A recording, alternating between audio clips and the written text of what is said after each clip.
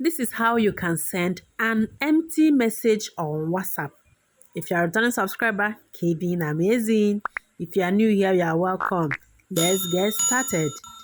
Launch your favorite browser, just any browser of your choice. Type in blank Unicode. Blank Unicode. The second option, empty characters, white spaces, and blank Unicode characters. Go for that. Scroll down to copy to clipboard. Tap copy to clipboard. It is copied to clipboard. So right away, we head to WhatsApp. This is WhatsApp. Tap on anyone you want to send an empty message to. On the message bar, press and hold. Just press and hold and select the paste option. This message has been sent and it is empty. This is how you can send an empty message on WhatsApp.